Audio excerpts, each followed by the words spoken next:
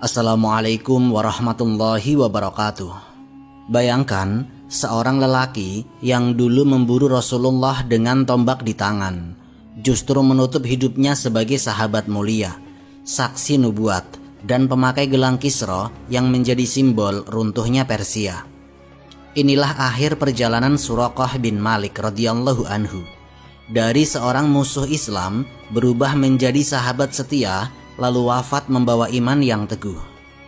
Simak kisahnya hingga akhir agar kita bisa menangkap hikmah besar dari hidupnya, tentang perlindungan Allah dalam hijrah, tentang nubuat Nabi yang terbukti nyata, tentang bagaimana hati manusia bisa Allah balikan dari kegelapan menuju cahaya.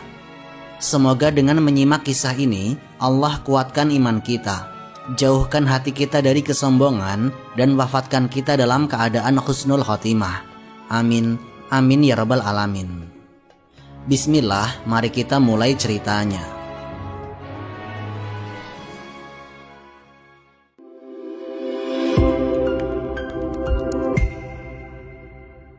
Sayembara Quraisy dan sosok Suraqah bin Malik.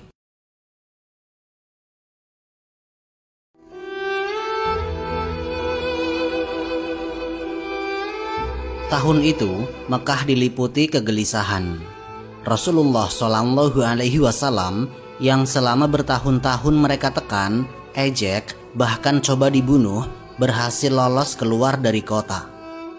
Rencana besar Quraisy di Darunadwa untuk membunuh beliau gagal total. Para pemuda bersenjata yang sudah mengepung rumah Nabi mendapati kediaman itu telah kosong. Hanya Sayyidina Ali bin Abi Thalib yang terbaring di ranjang. Sejak malam itu, Mekah seolah kehilangan wajahnya. Mereka tahu, bila Rasulullah sampai ke Yatsrib dengan selamat, kekuatan baru akan lahir. Panik melanda, Quraisy tidak tinggal diam. Mereka segera menyiarkan pengumuman yang keras. Barang siapa bisa membawa Muhammad dan Abu Bakar kepada kami, hidup atau mati, maka baginya 100 ekor unta. Jumlah itu sangat besar, setara dengan harta kekayaan berlimpah untuk seorang Arab. 100 unta bisa mengangkat seseorang dari orang biasa menjadi tokoh kaya dalam semalam. Pengumuman ini cepat menyebar. Para penunggang kuda, pemburu padang pasir, hingga kabilah-kabilah di jalur pantai Hijaz semuanya mendengarnya. Riwayat Ibnu Hisham mencatat, hadiah 100 unta itu menjadi magnet bagi banyak orang. Mereka yang sebelumnya hanya mendengar nama Muhammad, kini tergiur untuk mencarinya.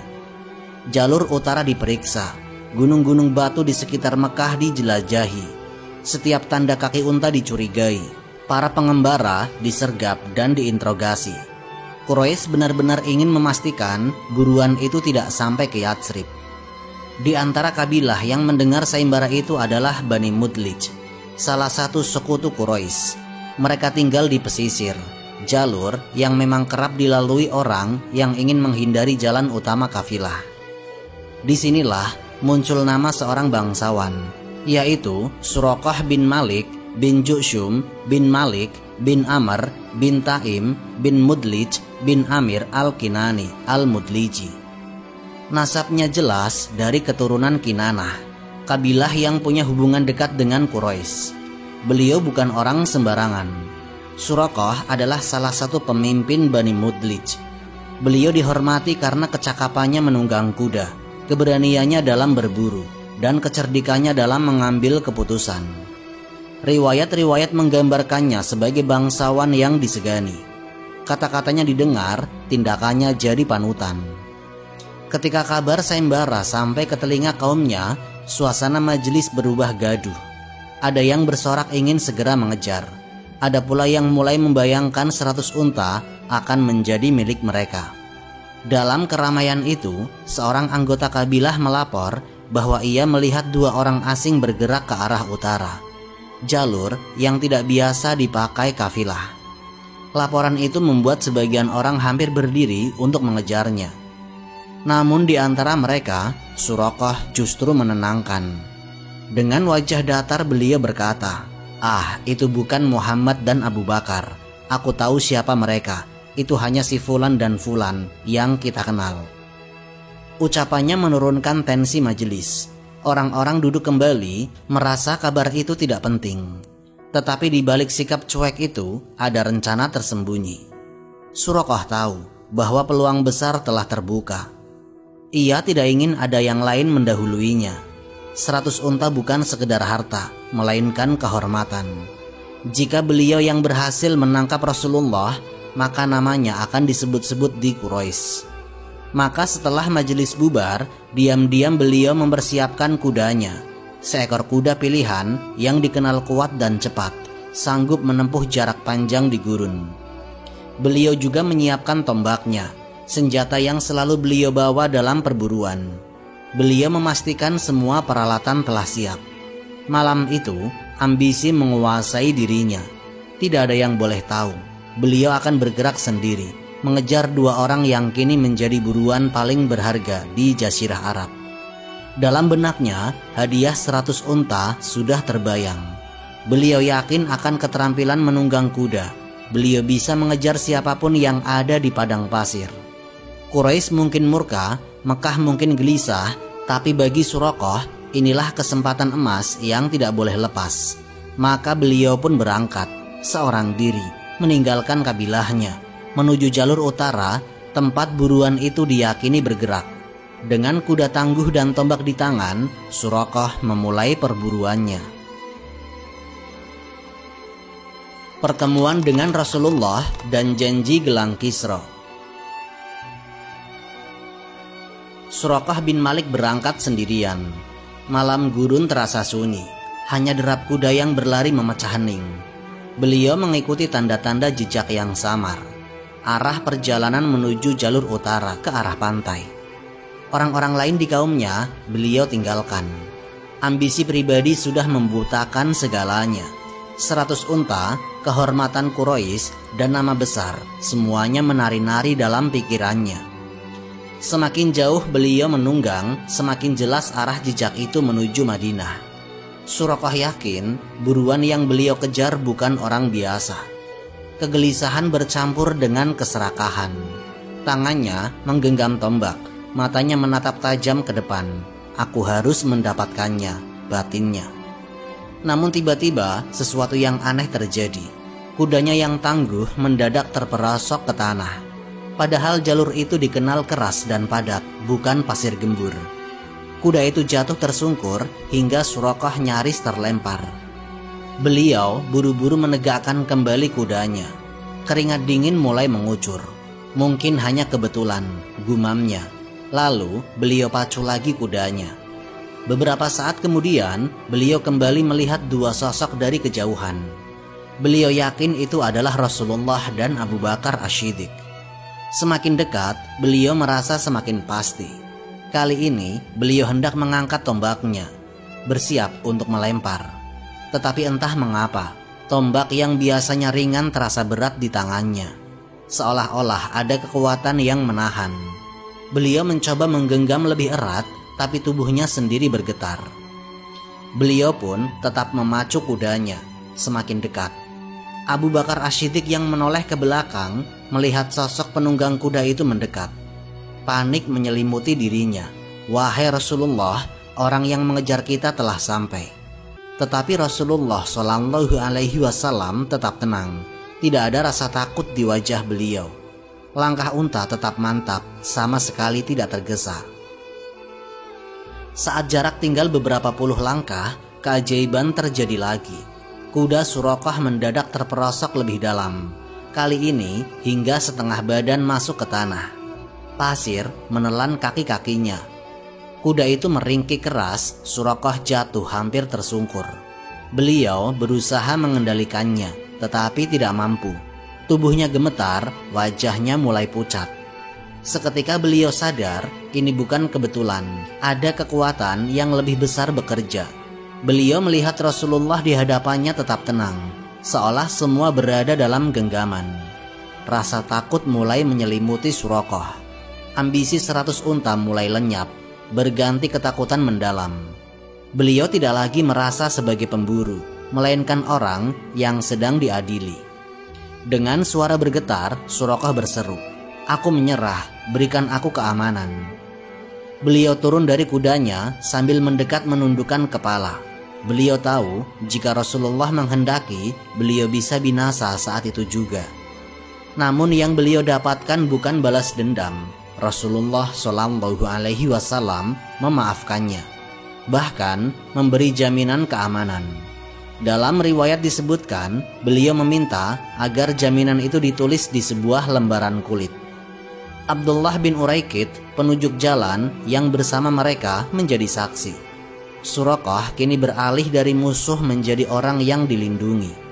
Tidak hanya itu, Rasulullah Shallallahu Alaihi Wasallam mengucapkan kalimat nubuat yang sangat aneh didengar telinga Suraqah saat itu.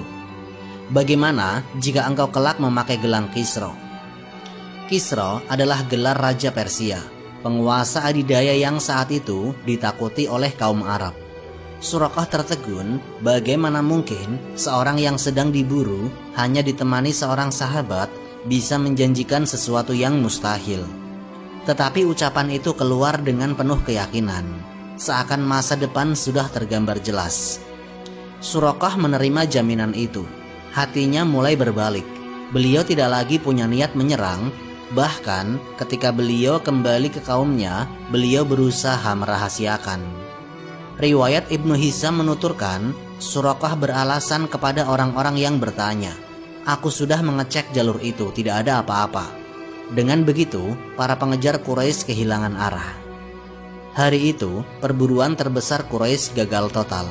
Rasulullah Shallallahu Alaihi Wasallam dan Abu Bakar Asy-Syiddiq tetap melanjutkan perjalanan mereka. Sedangkan Suraqah, bangsawan Bani Mudlij, pulang dengan perasaan campur aduk. Selamat dari malapetaka, membawa janji aneh dari seorang nabi, dan menyimpan rahasia yang kelak akan mengguncang sejarah. Kehidupan Suraqah bin Malik di Madinah. Waktu terus berjalan sejak peristiwa perburuan di padang pasir. Suraqah bin Malik kembali ke kaumnya membawa sebuah rahasia besar.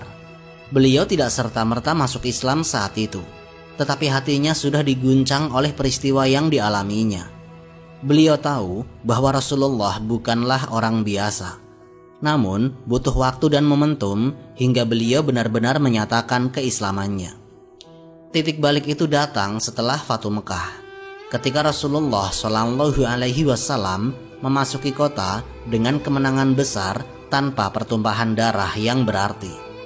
Quraisy yang dahulu mengejar dan memusuhi kini tunduk. Berita kemenangan itu menyebar cepat hingga ke wilayah Bani Mudlij, tempat Suraqah tinggal. Saat itulah Suraqah dengan penuh kesadaran mendatangi Rasulullah Shallallahu Alaihi Wasallam, mengucapkan syahadat dan menyatakan diri masuk Islam. Riwayat Ibnu Hajar dalam Al-Isabah menyebutkan bahwa Suraqah termasuk di antara sahabat yang datang setelah Fatu Mekah dan menyatakan keislaman tanpa paksaan. Baginya, janji gelang Kisra yang pernah beliau dengar di padang pasir kini terasa nyata. Jika janji itu benar-benar berasal dari seorang nabi, maka kemenangan Islam yang beliau saksikan adalah awal pembuktiannya.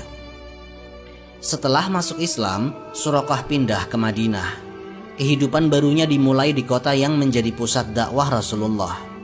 Beliau tidak sekedar menjadi seorang muslim biasa, tetapi membawa reputasi sebagai bangsawan dari Bani Mudlij, sekutu Quraisy yang dulu punya kedudukan besar di kalangan kabilah.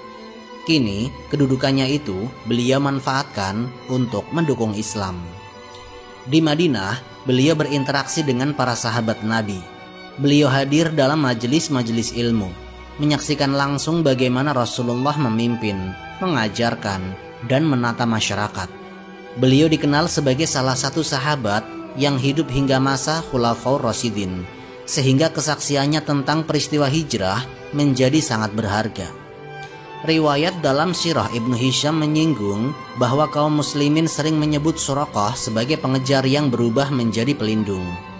Gelar ini mengingatkan generasi setelahnya bahwa orang yang dahulu berambisi menangkap Nabi justru berakhir menjadi salah satu saksi sejarah penting. Kehidupan sehari-harinya di Madinah diwarnai dengan keterlibatan dalam berbagai momentum pasca hijrah. Beliau ikut menyaksikan bagaimana Rasulullah membangun Masjid Nabawi, bagaimana kaum Muhajirin dan Ansar bersatu, serta bagaimana Islam berkembang pesat ke seluruh jazirah. Beliau tidak termasuk sahabat yang banyak meriwayatkan hadis, tetapi keberadaannya sebagai saksi hijrah menjadikannya tokoh yang sering disebut dalam kajian sejarah. Posisi Suraqah semakin penting ketika Rasulullah SAW wafat. Di saat banyak orang goncang, beliau termasuk yang tetap teguh bersama Abu Bakar Asy-Syiddiq. Beliau tahu perjuangan Islam tidak berhenti pada wafatnya Rasulullah. Sebaliknya, inilah saat umat harus menjaga amanah dakwah. Kisah-kisah tentang Suraqah terus diceritakan di Madinah. Para sahabat mengenalnya sebagai orang yang punya pengalaman langsung dengan nubuat Rasulullah. Kalimat, "Bagaimana jika engkau kelak memakai gelang Kisra?" tidak pernah beliau lupakan. Beliau sering menyebutnya kembali, seakan menyimpan janji yang suatu hari akan terbukti. Hari-hari Suraqah di Madinah berjalan sebagai bagian dari masyarakat Muslim yang berkembang pesat. Dari seorang pemburu upahan Quraisy, beliau berubah menjadi saksi perjalanan umat Islam dari masa Rasulullah hingga kepemimpinan Abu Bakar Asy-Syiddiq dan Umar bin Khattab. Beliau membawa cerita yang tidak bisa ditandingi siapapun. Pernah mengejar Rasulullah di padang pasir, nyaris membunuh, lalu justru mendapatkan jaminan keamanan dan sebuah janji besar yang kelak akan terbukti. Fathul Madain, gelang Kisra, dan tangisan Sayyidina Umar.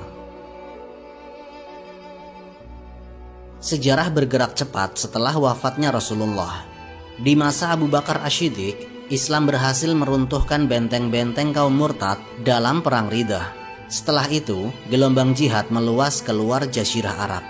Puncaknya terjadi di masa Sayyidina Umar bin Khattab, ketika pasukan Islam berhadapan langsung dengan kekuatan adidaya Persia.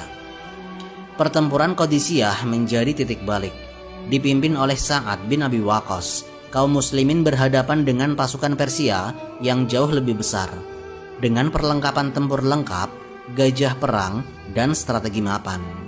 Namun, dalam beberapa hari pertempuran yang sengit, pasukan Islam berhasil mematahkan kekuatan Persia. Panglima besar mereka, Rustum, tewas di sungai.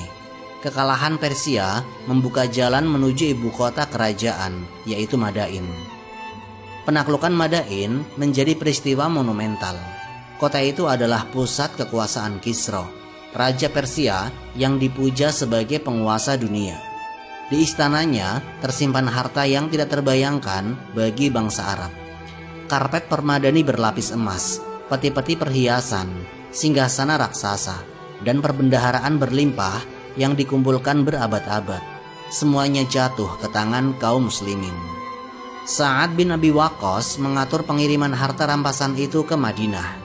Rombongan kafilah panjang berisi kargo harta berjalan melintasi gurun menuju pusat khilafah. Kaum muslimin di Madinah tercengang ketika melihat kekayaan yang tidak pernah mereka bayangkan sebelumnya. Negeri miskin yang dahulu hanya hidup dari kurma dan gandum kini menyaksikan harta Kisra terhampar di hadapan mereka. Sayyidina Umar bin Khattab sang khalifah tidak berbangga. Ketika beliau menyaksikan perbendaharaan Persia itu, air matanya jatuh. Beliau berkata dengan nada penuh haru, "Sesungguhnya dunia ini hanya datang kepada sesuatu kaum untuk menguji mereka. Aku berlindung kepada Allah agar kita tidak terfitnah olehnya." Tangisan Sayyidina Umar bukan karena gembira, tetapi karena khawatir dunia akan melalaikan umat dari misi dakwah. Namun, di tengah suasana itu, Sayyidina Umar teringat pada sebuah kisah lama, sebuah janji nubuat yang pernah diucapkan Rasulullah, disaksikan oleh banyak sahabat. Janji bahwa gelang Kisra akan dipakaikan pada tangan Suraqah bin Malik, orang yang dahulu memburu Nabi saat hijrah. Sayyidina Umar segera memanggil Suraqah. Sang bangsawan Bani Mudlij itu kini sudah beruban, tetapi tubuhnya masih tegap. Ketika beliau berdiri di hadapan khalifah, Sayyidina Umar mengambil gelang Kisra yang gemerlap, terbuat dari emas murni, lambang kebesaran kerajaan yang pernah menguasai dunia. Sayyidina Umar memakaikan baju kebesaran dan gelang Kisra di tangan Suraqah dengan disaksikan kaum muslimin. Riwayat Ibnu Katsir dalam Al-Bidayah wa Nihayah menyebutkan saat itu suasana menjadi hening. Semua yang hadir menyadari bahwa janji Rasulullah telah menjadi kenyataan. Kata-kata beliau di padang pasir kepada seorang pemburu yang hampir membunuhnya kini terbukti di hadapan umat. Nubuah itu benar-benar nyata. Suraqah menatap gelang di tangannya dengan perasaan yang sulit digambarkan. Beliau pernah mengejar Rasulullah demi 100 unta. Kudanya terperosok, tombaknya terasa berat, lalu beliau meminta keamanan. Dan saat itu Nabi berkata dengan tenang, "Bagaimana jika engkau kelak memakai gelang Kisra?" Kini puluhan tahun setelah ucapan itu, gelang Kisra benar-benar ada di lengannya. Sayyidina Umar menegaskan bahwa gelang itu bukan untuk dimiliki pribadi. Setelah ditunjukkan kepada kaum muslimin, perhiasan Kisra itu dikembalikan ke Baitul Mal. Tetapi momen itu menjadi saksi sejarah bahwa apa yang Rasulullah ucapkan bukan sekedar kata-kata, melainkan wahyu yang terbukti. Hari itu, Madinah menyaksikan bukti paling nyata nubuat Nabi. Gelang Kisra yang dahulu hanya ada di istana Persia, kini berada di tangan seorang Arab dari kabilah kecil di Hijaz. Tepat sebagaimana sabda Rasulullah SAW. Posisi Suraqah di tengah generasi tabi'in. Setelah peristiwa gelang Kisra di masa Sayyidina Umar bin Khattab, nama Suraqah bin Malik tidak lagi sekedar kisah pribadi. Ia berubah menjadi bagian penting dari tradisi lisan umat Islam. Generasi sahabat yang menyaksikan kejadian itu segera menyampaikan cerita tersebut kepada generasi setelah mereka, yaitu kaum tabi'in. Di Madinah, banyak anak muda yang tumbuh di bawah bimbingan sahabat senior. Masjid Nabawi menjadi pusat penyampaian riwayat. Di sana, kisah tentang pengejaran Suraqah terhadap Rasulullah ketika hijrah hingga akhirnya dipakaikan gelang Kisra oleh Sayyidina Umar sering diceritakan kembali.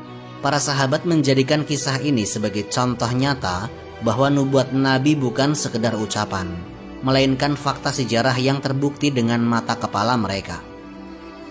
Generasi tabi'in sangat terpengaruh oleh kisah ini. Riwayat-riwayat tentang Suraqah beredar di kalangan mereka sebagai penguat iman. Para ulama besar seperti Sa'id bin Al-Musayyib di Madinah, Hasan Al-Basri di Basrah, dan ulama Syam sering mengulang kisah itu di majelis mereka. Setiap kali diceritakan, pendengar merasakan getaran keimanan. Betapa seorang bangsawan Arab yang dulu hampir membunuh Rasulullah justru menjadi saksi hidup kebenaran nubuah beliau. Dari Madinah, kisah ini menyebar ke berbagai wilayah Islam. Di Syam, yang menjadi pusat pemerintahan setelah Sayyidina Utsman bin Affan dan berkembang di era Bani Umayyah, para tabi'in menyampaikan riwayat ini di masjid-masjid besar Damaskus. Di Irak, tempat lahirnya banyak ulama fikih dan hadis, kisah Suraqah menjadi bagian dari materi dakwah yang menguatkan kaum muslimin yang baru masuk Islam setelah penaklukan Persia. Bahkan di Persia sendiri, gelang Kisra sering dipakai para da'i untuk menjelaskan bagaimana kerajaan mereka yang dahulu adidaya sudah disebutkan nubuatnya oleh Nabi. Tradisi periwayatan ini tidak berhenti di lisan. Ulama generasi awal mulai mencatatnya dalam karya-karya sejarah dan hadis. Ibnu Ishaq memasukkan kisah Suraqah dalam As-Sirah An-Nabawiyah. Kemudian diperinci oleh Ibnu Hisam. Ibnu Sa'ad dalam At-Tabaqat juga menyinggungnya, dan Ibnu Katsir dalam Al-Bidayah wa Nihayah menjadikannya salah satu bukti nubuat.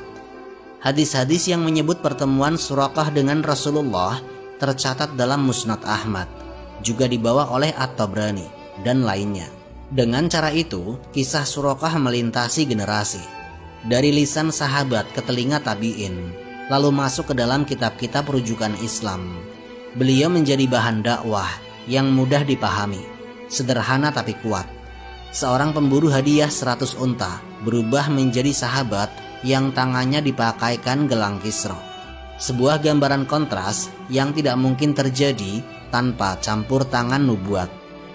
Para da'i di awal Islam menjadikan kisah ini sebagai bukti kerasulan Rasulullah, ketika menghadapi kaum Yahudi, Nasrani, atau sisa-sisa bangsa Persia yang masih meragukan. Mereka mengatakan, "Lihatlah, gelang Kisra yang dulu kalian banggakan kini dipakaikan kepada seorang Arab biasa, sebagaimana Rasulullah ucapkan puluhan tahun sebelumnya." Kisah ini menyentuh hati banyak orang, menjadikan mereka lebih mudah menerima Islam. Dengan demikian, riwayat Suraqah bin Malik tidak berhenti sebagai cerita pribadi, melainkan menjadi warisan kolektif umat Islam. Ia menjadi saksi sejarah hidup yang jembatan riwayatnya sampai kepada para tabi'in, ulama awal, hingga generasi setelahnya. Tanpa kisah itu, sebagian besar umat mungkin hanya memahami hijrah sebagai perjalanan fisik. Tetapi dengan kisah Suraqah, hijrah terbukti juga sebagai momentum nubuat yang nyata, terus dipelihara dalam ingatan kolektif umat Islam.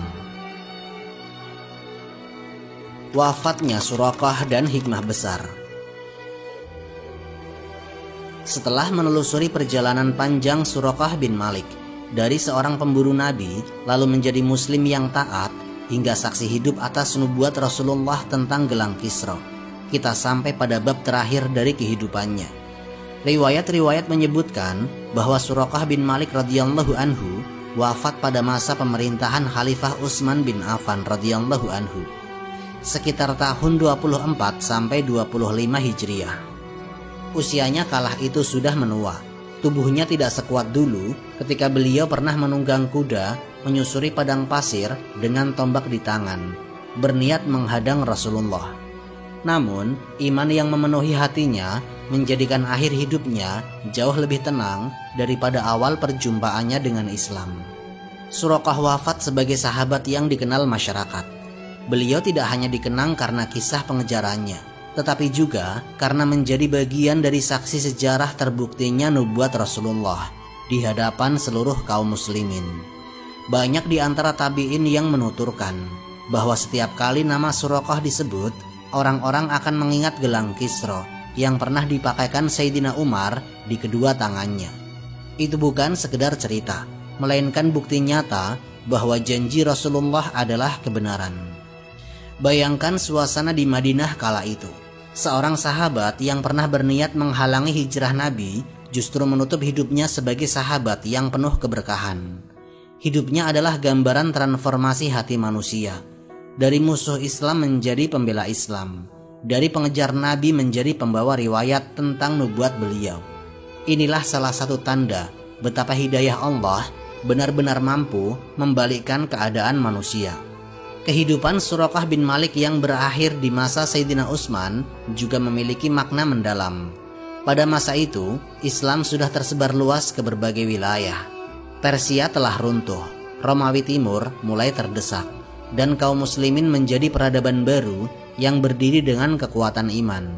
Di tengah gelombang besar sejarah itu, Suraqah berpulang ke rahmatullah, meninggalkan jejak yang terus dikenang. Dan disinilah kita menemukan hikmah besar dari seluruh perjalanan hidupnya. Pertama, perlindungan Allah dalam hijrah. Saat Nabi dikejar, Allah menjaga beliau dengan cara yang tidak masuk akal. Kuda Suraqah terperosok, tombaknya goyah, dan niat jahatnya hancur seketika. Semua itu adalah tanda bahwa siapapun yang memerangi Nabi, Allah sendiri yang akan melindungi beliau. Kedua, nubuat Nabi terbukti sempurna. Bagaimana mungkin seorang yang mengejar beliau di gurun yang tandus bisa mendengar kabar nubuat? Bagaimana keadaanmu bila gelang Kisra engkau kenakan? Lalu bertahun-tahun kemudian, di hadapan Sayyidina Umar bin Khattab, nubuat itu benar-benar menjadi kenyataan. Ini adalah salah satu bukti kerasulan beliau yang tidak bisa dibantah. Ketiga, Islam yang lemah menjadi peradaban adidaya. Di hari pengejaran hijrah, kaum muslimin hanyalah sekelompok kecil yang terpojok, bahkan harus meninggalkan kota suci. Namun beberapa dekade kemudian, umat yang sama justru menaklukkan Persia, kerajaan terbesar di dunia kala itu. Gelang Kisra di tangan Suraqah adalah simbol bahwa dunia yang dulu sombong akhirnya tunduk pada risalah Islam. Yang keempat, transformasi hati manusia. Kisah Suraqah menunjukkan betapa Allah berkuasa membolak-balikan hati.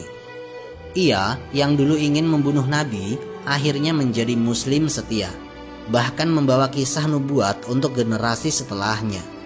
Dari musuh menjadi sahabat, dari penentang menjadi saksi iman. Inilah keindahan hidayah yang hanya Allah berikan kepada siapa saja yang Allah kehendaki. Dengan wafatnya Suraqah, tutuplah satu lembar sejarah seorang sahabat yang unik. Bukan termasuk tokoh besar peperangan, bukan pula pemimpin kabilah yang tersohor, namun kisahnya terikat erat dengan hijrah Nabi, peristiwa paling agung dalam sejarah Islam. Beliau meninggalkan dunia dengan membawa kehormatan sebagai sahabat Nabi, dan meninggalkan kisah yang terus diceritakan sepanjang zaman. Maka, saat kita menatap sejarah Suraqah bin Malik, kita akan melihat dua wajah kehidupan, yaitu wajah kelam di awal, saat ia menentang kebenaran, dan wajah bercahaya di akhir saat beliau hidup dalam iman. Itulah pelajaran besar bagi kita semua, bahwa siapapun bisa berubah, dan hidayah bisa datang kepada siapa saja. Dan begitulah akhir perjalanan Suraqah bin Malik radhiyallahu anhu, seorang pemburu yang akhirnya menemukan harta paling berharga, yaitu iman kepada Allah dan Rasul-Nya. Semoga kisah ini memberikan manfaat dan menjadi pengingat bagi kita semua untuk terus memperbaiki diri serta meningkatkan ketaatan kepada Allah Subhanahu wa Ta'ala. Lebih dan kurangnya mohon dimaafkan. Yang benar datangnya dari Allah Subhanahu wa Ta'ala. Hilaf atau keliru itu datangnya dari saya pribadi sebagai manusia biasa. Sampai jumpa di kisah-kisah inspiratif berikutnya. Akhirul kalam, wassalamualaikum warahmatullahi wabarakatuh.